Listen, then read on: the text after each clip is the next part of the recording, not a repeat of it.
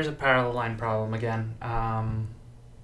So we have, let's see, I'm trying to figure this question out. It's saying L is parallel to M. Okay, so I have this is the actual question, the image right over here on the right side. So that's L, that's M. Okay, and the question is saying A plus E must equal which of the following. So there's A and there's E, and it's saying it must equal which of the following. All right, cool. So one thing to remember about parallel lines is, and I'm not sure if you've seen this in a couple of other of these lessons, figure out your big and small angles. See how that one looks big and that one looks small? And I'm just going to use B as my big and small all over again. This is my big right there, that's my big, that's my small, and that's my small. And a couple of rules to remember is any big plus any small has to equal 180, and all the bigs are going to equal each other and all the smalls are going to equal each other. So going back to this problem, one other strategy I can use here is see I have variables there and I have variables in the answer. I'm going to make up numbers for these angles and I'm going to match it up, and let's see what I mean by that. So B, let's make that 150. Again, you can make it anything you want. I'm making it 150. Kind of looks like 150 to me. And I know that this plus this must equal 180. So I know that this has to be 30 then. And remember, all the bigs throughout now will equal each other. And you can see how these are vertical angles. So all the bigs, so this will be 150. This will be 30. Now this is my small, so I know it's going to be 30. This is my big, it's going to be 150. And this is my big or vertical angles and so forth. So I have everything labeled now and I've given these variables numbers.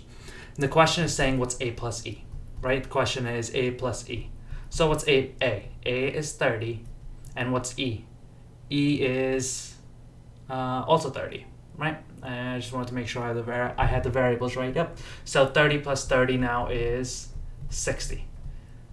So A plus E, I know according to these numbers that I made up for these variables is 60. Now it's as simple as this. All you're going to do is go through all your answer choices, plug in your variables, or plug in the numbers for those variables and see which one gives you 60. So let me show you what I mean by answer choice A. Answer choice A is saying B plus D. So what's B? B I see is 150. D I had made 30. And when 150 plus 30 is 180. That doesn't match up with the 60 that I was looking for. That's not what A plus E is. So that's gone. Let's try B now. 2 times H. H is 30. So it'll be 2 times 30, which is 60. Minus C. C is 150. 60 minus 150 is going to give me a negative number. So I know that B is gone too. Let's move over to C now. B, which is 150, plus 2 times G. What's G? G is 150, so 2 times 150 will be 300, minus 30. Let's see what this gives me. 150 plus 300 is 450. 450 minus 30 is actually still a pretty big number, 420. So that's not going to be either. Most likely the answer is D, but let's just prove it right. E I know is 30. 2 times D. D is also 30. 2 times 30 will be 60.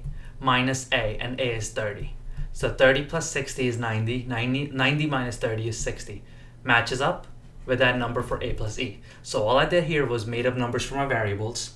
30, 150. I could have made A and B anything I wanted as long as they added up to 180. So when you do make up numbers in these angles for geometry, make sure the basic rules of geometry apply, such as if it was a triangle, you have to make sure all the angles in there add up to 180. If it's a straight line, you want to make sure all the angles in that particular straight line add up to 180. So you can make these numbers anything you want as long as they add up to 180. And once I did that, the question was saying which of the following must equal A plus E.